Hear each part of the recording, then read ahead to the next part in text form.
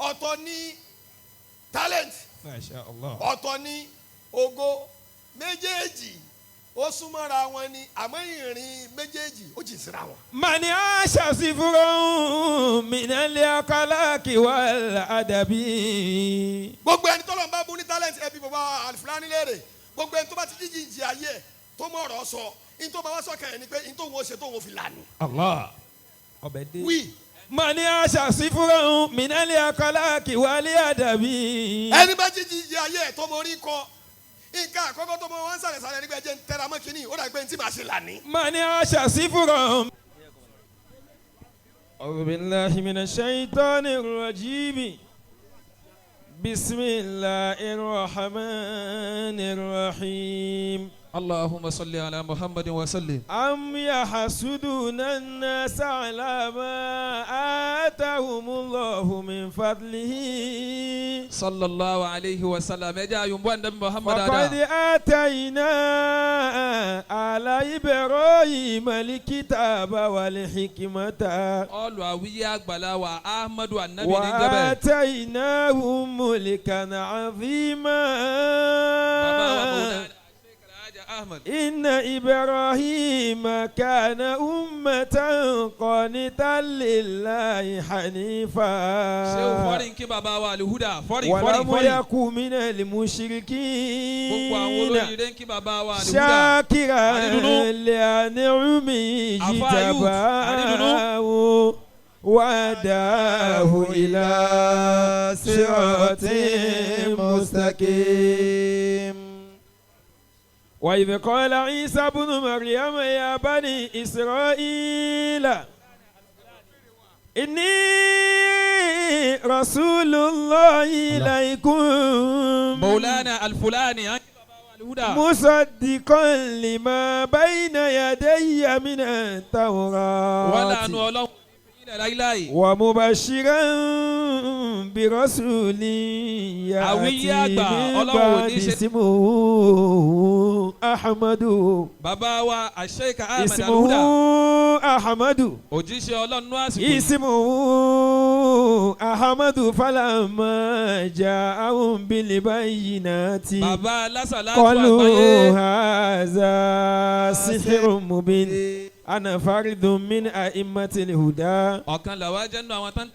كل شخص كان من أمي تدا.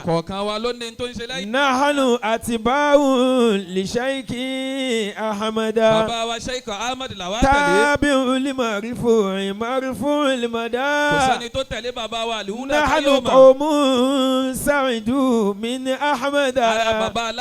سلبنا من بعد وصل تحمدا. الهدى جمعية للسعداء من تمشى بسعيد سعيدا. الله الله الله الله ربنا الله الله الله حسبنا. كل من مد إلينا يده فله أطول مما مده. رحم الله الذي يرحمنا والذي يسدي إلينا هده. ويا الله الله الله الله ربنا الله الله الله حسبنا. والذي يرمي إلينا سامه معنا لم نجاوز حده. فده كل الذي يتلبه ويقوم لخير أتماده. الله الله الله ربنا الله الله الله حسبنا. ربي بالمختار سني أحمد المختار سني. ربي بالمختار سني أحمد المختار سني ربي بالمختار سني أحمد المختار سني وكني الوسواس وشيطان من إنس وجن فاغفر اللهم أما قال الجمهور أني حسبوني مسنا لكن دفعتي أقطعه مني وإذا لم تعفو عني كل ذنب خاب ظني ربي بالمختار سني أحمد المختار سني ثم أمرني إلى جوازات 90 سنة قبل لي نعم شكري قبل لي نعم شكري قبل لي نعم شكري وعليه ربي زدني ربي بالمختار سني أحمد المختار سني اللهم صل وسلم وبارك على سيدنا مولانا محمد. ọlọ́run bá wa ṣe kí anabi wa Muhammad yòǹbó anabi nuwalu Awiye. nígbà tí a ní kí wọ́n yòǹbó anabi èèyàn bíi méjì péré àbí mẹ́ta péré lóní sallallahu alayhi wa sallam. mo dẹ̀ nígbàgbọ́ pé àti tí Awiye dà yìí Awiye tóra Awiye ti da nǹkan Awiye àgbà àti tí Awiye àgbà jẹ́ yìí abala ṣe kún báyà kún òṣìyòyẹmí hafidhahullahu wara'a. torí Awiye ti jẹ́ nǹkan alhamdulillah. tábà ka gbogbo ẹ̀ sábẹ́ kankan indala ala shay'in a rí i pé lábẹ́ alubarika nabi náà ni gbogbo ẹ ti jáde. sallallahu alayhi wa sallam. gbogbo àwọn olólùfẹ́ anabi tàbá wọn bẹ́ẹ̀ bẹ́ẹ̀ pé sallallahu ta'ala alayhi wa sallam.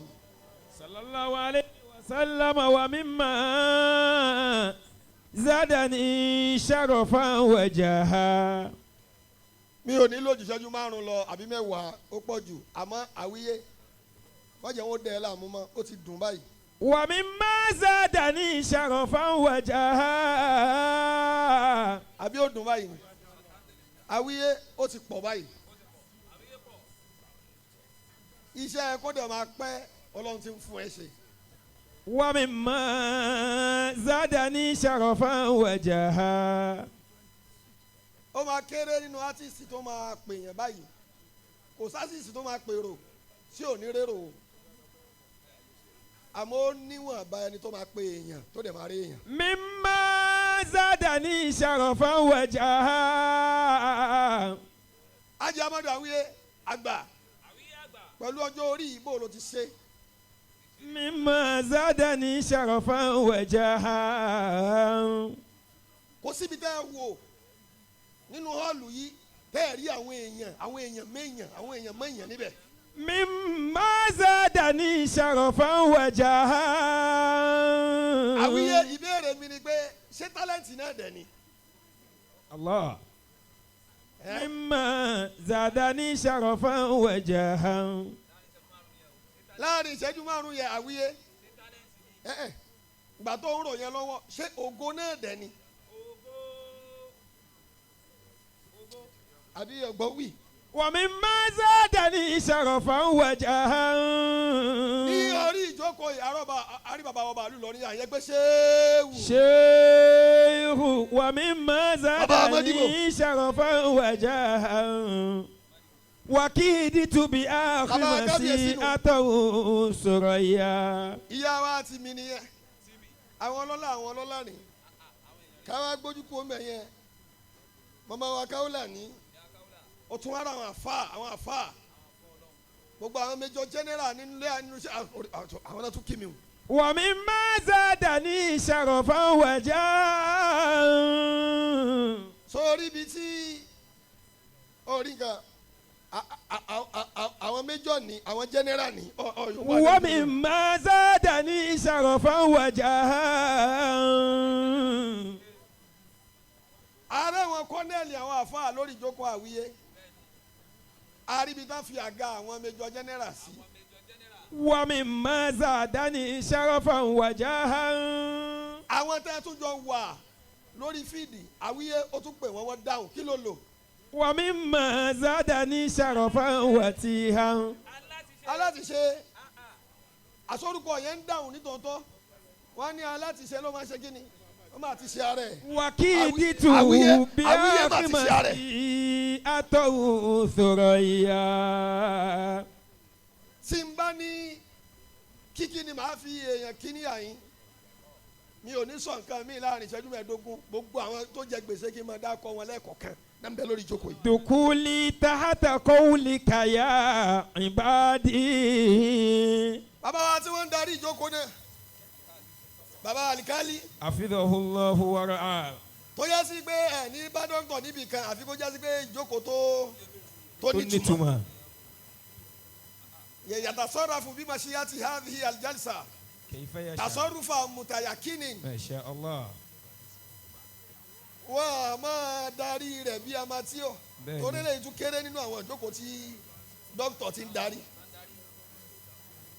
gbogbo wọn yìí bàbá ajíkà ní ìkáyẹ̀nì kò síbi tí mo fẹ́ wò ń bẹ̀ lọ́dọ̀ àwọn àgbààfà lọ́dọ̀ àwọn ọ̀tọ̀kùlú èèyàn lọ́dọ̀ àwọn olóríire ọgbà bàbá alifulani àwọn ń jòkó náà mo ní bàbá tìdíbòdò náà wọlé bàbá ajé amadu aláwìyé alálùbáríkà gbogbo ẹ̀yin olóríire wọ̀nyí bàbá àyàfi gbogbo yín pátápátá ni mo kí bí mo ṣe wá káwọn tí mo mọ̀ pé àwọn méjọ ní tí mo ń káwọ́ sókè fún wọn ṣe tún wá rí àwọn tí ẹ̀yùn bọ̀ náà bí kínú mi ó dùn láyìn tí àwọn kọ́nẹ́lì yìí jòkó yìí táwọn àrídùnnú àwọn fọ́ọ̀rì yìí wà yìí.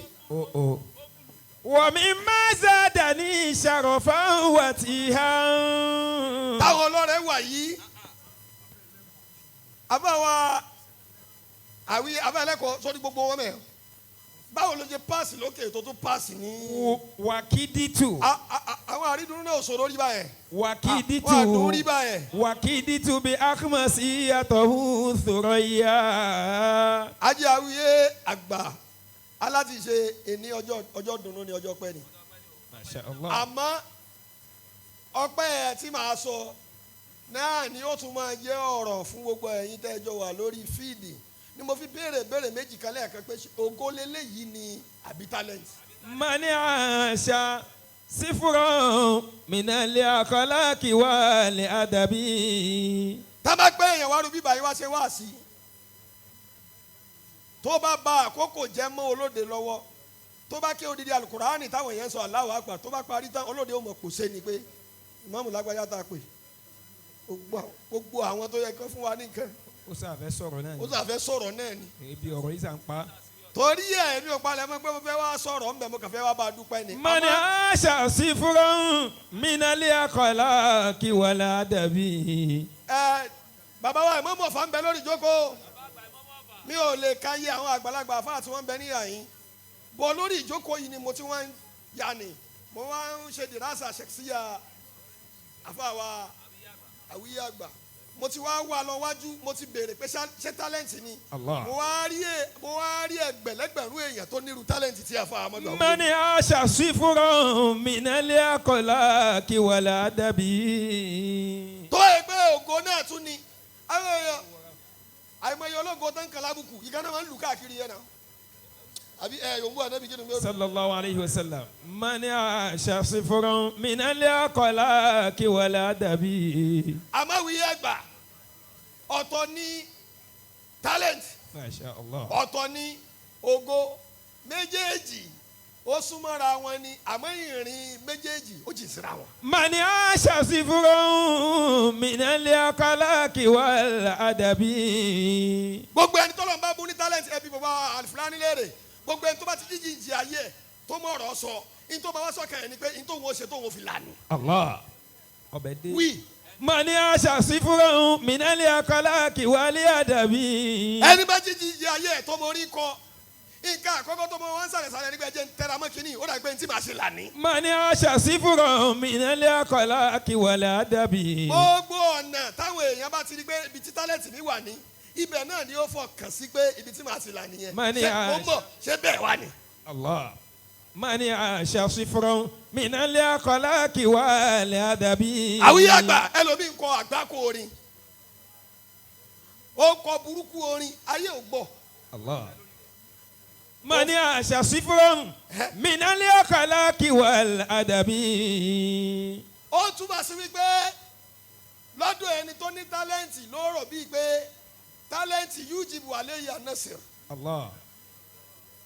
àgbà pé téèyàn bá ti ní ọpọlọ àbó ní tálẹ́ǹtì kan kí nìyẹn gbọ́dọ̀ di ògo fóun ọ̀tọ̀ lógo ọ̀tọ̀ ní tálẹ́ǹtì Allah. nígbà míì ológo kì í ní tálẹ́ǹtì. mani aṣàṣìfúrọ̀ Yes. minali akọ́láàkì wálé àdàbí. bàbá Alifulani gbogbo yín náà máa rí i pé ó kàrà àánú gbà ní eléyìí kò sí kankan lára ẹ̀. mani aṣàṣìfúrọ̀. àmọ́gà tó jókòó yẹ ó jìn mani ó gbọ́ aṣàṣìfúrọ̀. ìwọ tó ní tálẹ́ǹtì bíi irú rẹ̀ tó ní kò wọ́n ní kò mọ̀ àbí ibi tó fi sí yẹn wọ́n náà lọ jókòó mẹ́. mani aṣàṣìfúrọ̀. mo ń sọ fún ẹ pé tálẹ́ǹtì ògo tálẹ́ǹtì téèyàn bá gbẹ̀mí lé lásán mo ń jẹ́ ẹ nísìí pé èèyàn lè mọ̀ ní tálẹ́ǹtì tó dẹ̀ máa lógo the only thing ni pé tálẹ́ǹtì tí ò ní lè mọ̀ dààmú ẹ̀ lórí àga ògo rẹ o àmọ́ máa rógo ẹ̀ lò. mani aṣàṣìfúrọ̀ minali akọ́láàkì wálé àdàbí. bàbá wa Sheikh Suleiman Oṣeyẹmí mo ti kí yín kú oríire ní àyíkúpọ̀ lónìí. alhamdulilah kó àṣeyọrí. Ájì Àwíyé àgbà mani aṣàṣìfúrọ̀. kò wá sí bí èèyàn bá yẹ fẹ́ connect láàrin tálẹ́ǹtì àti ògo ṣé àmọ́ pé mo pé méjì ó súnmọ́ ara wọn àbí ó ní màrá ìlú bíi mẹ́rin tí yẹn máa rìn láàrin tálẹ́ǹtì kó tó débi ògo. mani aṣàṣìfúrọ̀ minali akọ́láàkì wálé àdàbí. bó ṣe rí fáwíyé àgbà lónìí tó wọn náà bá fẹ́ kó rí bẹ́ẹ̀ fún ẹ lọ́la ìrìn àjò mẹ́rin ni wàá rìn kó tó débẹ̀ mẹ́rẹ̀ẹ̀rin bọ́lọ̀ ṣe fẹ́ràn ànábì tó ó rìn kọ́lọ̀ tó fún. yahaya fakiran walaw ìwọ yamushi wá rìn. ala zahabi. àwa náà ti mọ̀ náà àwa náà ti mọ̀ náà àwa náà mọ̀ ṣe náà in the next 10 years àwa náà máa jẹ́ àwa làwọn máa jẹ́ jàmbá ta ló bẹ́ẹ̀ bù bẹ́ẹ̀ àìmọye ẹni tó yọ ọlọ́ọ̀kan báyìí tó tún parẹ́. mani aṣàṣìfúrọ̀ minali akọ́láàkì wálé àdàbí. ọ̀nà táwíyé rìn débi bíbá yìí lónìí ó ní tálẹ́ǹtì ní tòótọ́ tó ń ṣáná ọpọlọ Àwíyé ó mú. ó ń ṣáná àmọ́ ọpọlọ yẹn nìkan kọ́ ló ń dáhùn mọ́ lónìí. Masha Allah. àwọn kẹ́kẹ́ ti rò papọ̀ mọ́ Àwíyé ti gbé àwọn steps kọ̀ọ̀kan bí wọn náà bá wọ̀ pé mi náà fẹ́ ṣe kíní kan dé lọ́la tó wá expect pé irú àwọn èèyàn tó dá Àwíyé lóhùn yìí ló máa dá ẹ lóhùn kò ní possible bẹ́ẹ̀ o àyàfi tó bá ń rí irú àwọn ìrìn táwíyé rìn. mani aṣàṣìfúrọ̀ minali akọ́láàkì wálé àdàbí. kéèyàn wà nílọrin kó dẹ̀ pa àwọn ará Èkó báyìí kẹ́lẹ̀ dáhùn báyìí. Allah. ó tún wá ní ẹ̀yin ará Ìlọrin dájọ́ wà ń lé ẹ tẹ̀lé mi ká lè kó. tí wọn darí èkó mi lóhùn. láwọn tó jẹ́ sí pé wọn à ní dárí Èkó mi lóhùn. bàbá wa gbà ní ìkáyé Masha Allah. ọlọ́run ló mọjọ́ ta ti ra gbà yín báyẹn ó yà mí lẹ́nu pé mi ò ń sábà rí yín lóde báyìí. mani aṣàṣìfúrọ̀ ẹ minali akọ́láàkì wálé àdàbí. yahaya fakiran walaw yamushi ala zahabi. Àwíyé àgbà ọ̀nà tó rìn tó fi rí báyìí ni kò tẹra mọ́ o Allah. kò ń ṣe pé orí pé o mọ orí kọ ló jẹ́ káwọn eléyìí jókòó o ọ̀nà mẹ́rin tí mo ní ànábì rìn kọ́lọ̀ tó fún yòóhìbù àwọn gbogbo èèyàn ló máa ń láìkì rọ́fù zikir Masha Allah. ká máa pariwo rẹ̀ nínú ibi tọ́lọ̀ ti lọ ànábì pé wàrà fún análákà zikiraka ṣé àyà tó bẹ̀rẹ̀ nìyẹn ẹ jẹ́ wọnú Kùránì. A'udhu billahi minash shaitanir rajim. wàrà fún análákà zikiraka ìbí náà fẹ́ trend Bismillahir rahmanir rahim. ibẹ̀ yẹn kọ́ ló ti bẹ̀rẹ̀ o gbọ́ Alam nashrah laka sadraka. gbogbo ológo tó fẹ́ rógo lò ó ní bínú àwọn ológo ni o. Alam nashrah laka sadraka. gbogbo owó tó já sí pé o fẹ́ di ògo o wá ń bínú àwọn tó ti dáa fún sórí ibi tó dé yẹn tó o bá lo 1000 ọdún ò lè débẹ̀. Alam nashrah laka sadraka. gbogbo ẹni tí ó máa dé iwájú kò ní kọsẹ̀ lọ́dọ̀ àwọn tí wọ́n wà àwọn méjì ọmọ ń jà yẹn. Alam nashrah laka sadraka. sórí Àwíyé Àgbà nínú ìrìnàjò ayé yìí àwọn akẹ́kọ̀ọ́jà máa rọ́ wọn kọjá o. àwọn akẹ́kọ̀ọ́jà máa da láì rú máa kọjá mọ́ wọn lára. Abadan. rárá o. Alam nashrah laka sadraka. táwọn tó bá déwájú wọn fúnra ara wọn fẹ́dọ̀ báyìí àwọn ni wọ́n yẹ báyìí náà máa wá ní kọjá. Alam nashrah laka sadraka. àwọn náà ní ibi easy ní wà nìyẹn àwọn náà máa ní kọjá ó tán. Alam nashrah laka sadraka. Àwíyé Àgbà mi ò tí ì rẹ́ni tọ́lọ́hún ṣàánú rí láyé káwá ní Àwíyé Àgbà nísìnyí ó dèbí sími láyé Àwíyé ló kù áàkù tí ń kọrin bú lágbájá báyìí ní kí ló dé àrífín ló ń ṣe kí ó ṣe é rí tó fi débi báyìí náà Àwíyé. Alam nashrah laka sadraka. ọlọ́ni rẹ̀ Muhammad àkọ́kọ́ fọ ọkàn rẹ̀ ọgbà ibi ògo bá ti wà ọ̀ ń tẹ̀ síbẹ̀. Wa wada'na anka wizrak.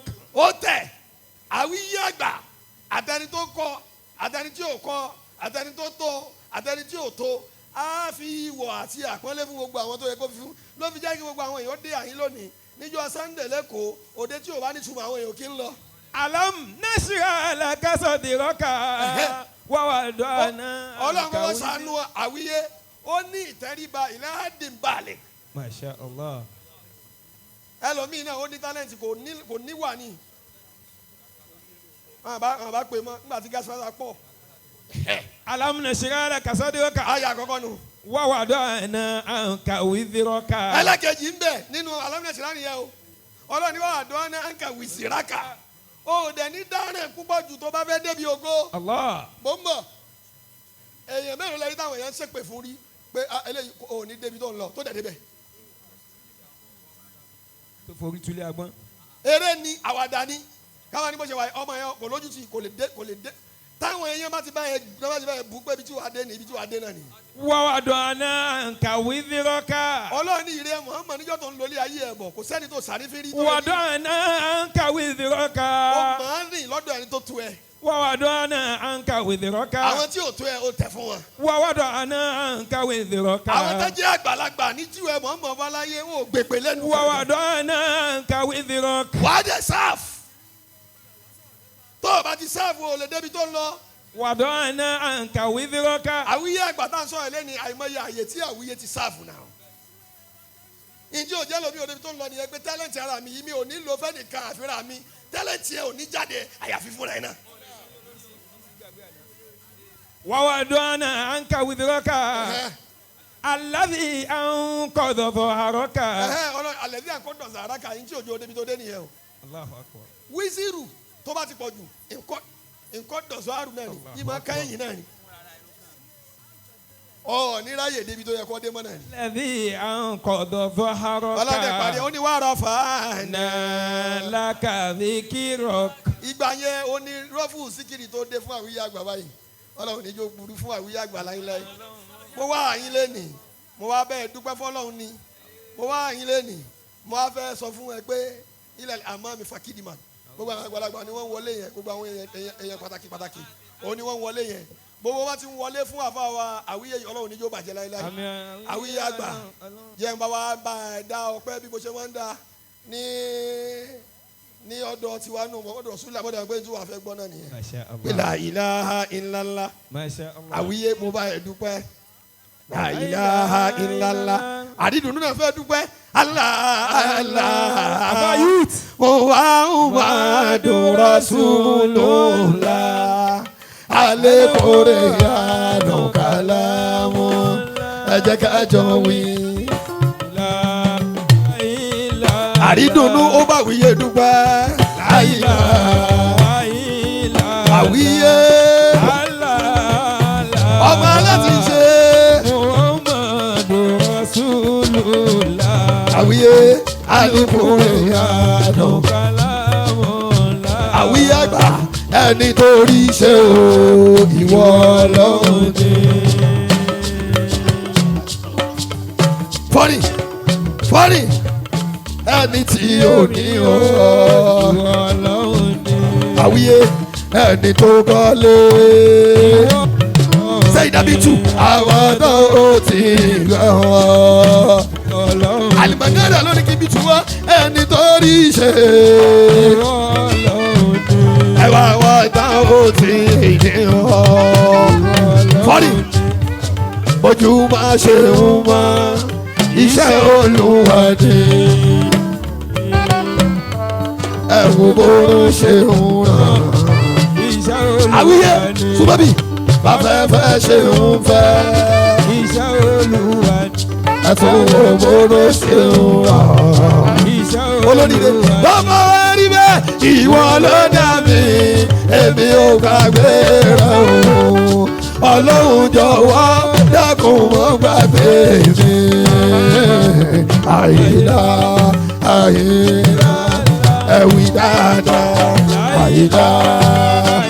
olóríire bóyá àlàálà àwíyé mọ̀ wá ìràwọ̀ nẹ́bí ó ṣe ń lò wáyé àlékún àdọ̀gálá. àwíyé ẹni tó lọ́kọ̀ ìwọ Ọlọ́run ni àwọn kan ó ti yìn ọ́. ẹ wo bá a ṣe ń lóyún fọ́rí ṣé Olúwa ni. ẹ wo bá a ṣe ń bímọ. iṣẹ́ Olúwa ni. ẹ wo bọ́mọ ṣe ń ra. iṣẹ́ Olúwa ni. àwíyé ẹ wo bọ́mọ ṣe ń rìn. kúbákù. Olúwa ni. ẹ wo báwo iye ń dàgbà. iṣẹ́ Olúwa ni. ẹ wo bọ́mọ ṣe ń sọ̀rọ̀. iṣẹ́ Olúwa ni. ó yá alibata sidibodo alibata ni alalisani ẹ ṣeun sakilata ni telemizani ó yá abibata àwíyé ìlara àwíyé ló lówó yẹ ṣùgbọ́n àdàlà wàbí abúdé ṣùgbọ́n àdàlà. àwíyé ìwọ ló dá mi èmi ò gbàgbé rẹ o. Ọlọ́run jọ̀wọ́ dákun wá gbàgbé mi. àyílá ẹyọkọ tó kú rè o. ẹ kó mi kámẹ́rà àlà ẹjọ́ wíyé ojú ni ọ̀hún àwọn àlùwà sùúrù alikore àdọ̀kálá. àwíyé Ọlọ́run mi mo wá dúpẹ́. Ọlọ́run mi mo mọpẹ́ wá. àwíyé àgbàdé Ọlọ́run mi mo wá dúpẹ́. mo bá ẹ dúpẹ́. Ọlọ́run mi mo mọpẹ́ wá. torí ìwọ lọ́ba tó ń ṣe tàná. àwíyé ìwọ lọ́ba tó ń ṣe tòní. ó ti dájú pé wà á ṣe bọ́lá. àwíyé gbọ́dọ̀ lọ bẹ́ẹ̀ ọba sáṣẹ ti nínú ọ̀rọ̀ rẹ̀. Ọlọ́run mi mo wá dúpẹ́. Subhanaka Allahumma la ilaha illallah. ó ṣeun. Subhanaka Allahumma. àwíyé wàbí amúdíkà Allahumma.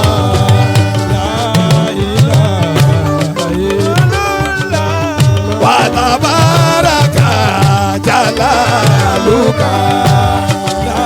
ó ṣeun. ọba láti ṣe àwọn tá ń fẹ́ Ọlọ́run fẹ́ wọ́n. àwíyé àwọn tá ń fún ẹ Ọlọ́run fún wọn. La ilaha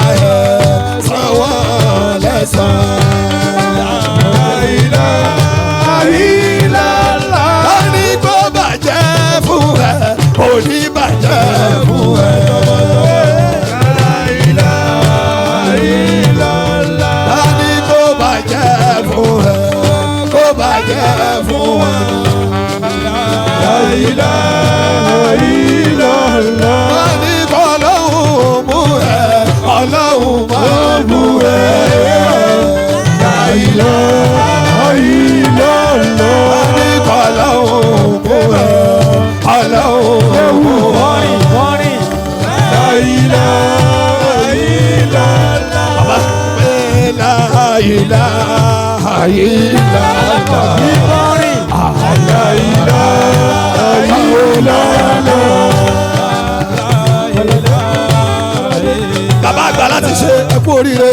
Allah Maulana. Madadi tuyẹ̀dí ilé ìkàlùkù. Dọ́kítọ̀ Madadi tuyẹ̀dí ilé ìkàlùkù. Àmúdáyàdé Màdáwáyẹ̀dí. La ilaha illallah. Allah Maulana.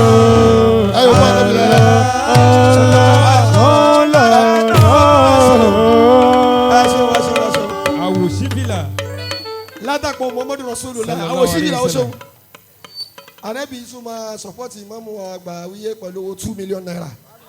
Sallallahu alayhi wa sallam. Allahu akbar. Muhammad Rasulullah. Sallallahu alayhi wa sallam. Ládùúrú gbogbo náwó ìkúnmá. Sallallahu alayhi wa sallam. Awiye Agba. Láti àpò Muhammad Rasulullah Global Family. Allahu alayhi wa sallam. 2 million naira. Allahu akbar. À ń dúpẹ́ ti fọ́rìn lọ́wọ́ àti ìdúpẹ́ tán. Allahu akbar. Gbogbo tí ń jẹ́ àpadà sí ibú yányán pátá ọlọ́mọdé ó bá Ahmad Almukthar. Àmín ya Allah. Ọlọ́mọdé ó bá gbogbo jama Muhammad Rasulullah Global Family. Àmín. Kó tó di pé wọ́n máa ṣe wá sí. Ọba Ahmad Almukthar kódà wọ́n sanwó àdúrà tiwa náà lónìí. Insha Allah.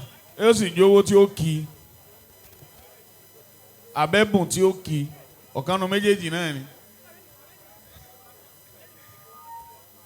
Àkáǹtì àbí Muhammad Rasulullah Global Family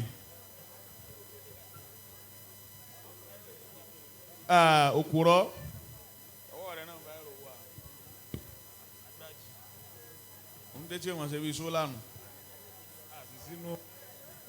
Nígbà tí wọ́n ń ṣe wá sí lọ́wọ́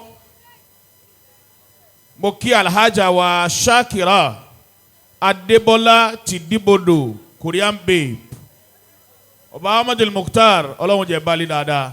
Àmín. 100k kò ní burú fún yín. Àmín ya Allah. Alhaja wa Shakira Adébọ́lá ti Díbodò Korean babe ìyàwó àfa wa nù. Ọlọ́run ní fi yín lẹ̀. Àmín ya Allah. Ẹ̀sìn wọn ẹkú tọ́jú bọ̀dá mi ẹ sáà máa tọ́jú wọn lọ ẹ má wò wá wọn ẹ máa tọ́jú àfa wa lọ. Bákan náà ni mo kí alfa wa Alhaji wa Ibrahim Ọlárẹ̀wájú ti Díbodò Fakharul Qadiriyya Salatiyya Al-Alamiyya. Allahu hayatahu. Olùdásílẹ̀ Mojere Islamic Foundation both home and abroad.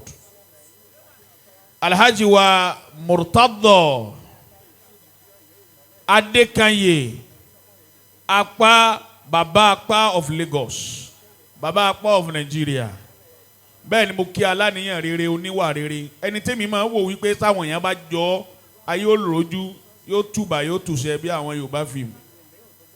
Aláwìyé Allahu hayatahu. Alhaji wa Aláwìyé ọba mi ò ní fi yín lẹ̀ ńgbà kankan. Àmín ya Allah. Ọlọ́run sì ń fa àníyàn yín gbè yín àníyàn yín ò máa pe ẹlòmíì kẹ́yìn máa padà sẹ́yìn wájúwájú hàn ni wọ́n ń bá yín Ọlọ́run dákun jẹ́ máa lọ wájú sí i. Àmín ya Allah. Ẹlòmíì ó láníyàn tó dá ọmọ tí ń bọ̀ lẹ́yìn yóò fẹ́ jó gùnkè àmọ́ wọn ò ní lọ bì kankan wọ́n mọ̀ wá níbẹ̀ tí rí wọn àníyàn rẹ̀ sì dá o yóò padà gbé o yín ti ń gbé ẹ̀yìn.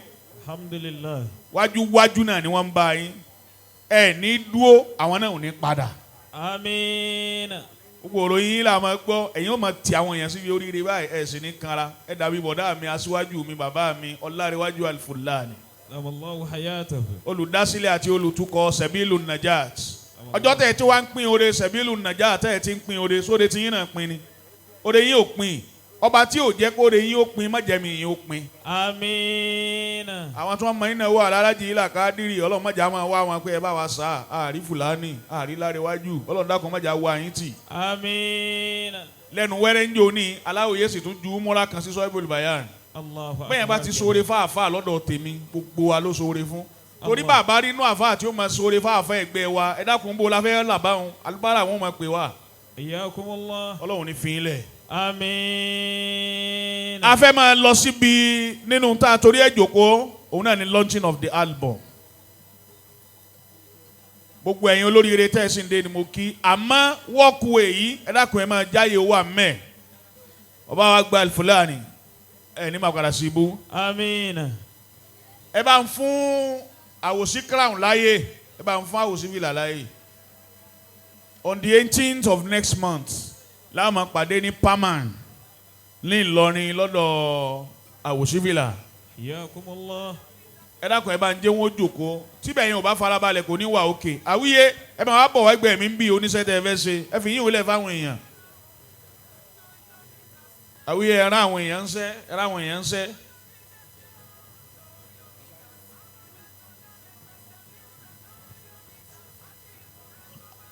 mo sì kí kàlẹ́ olówó erí mi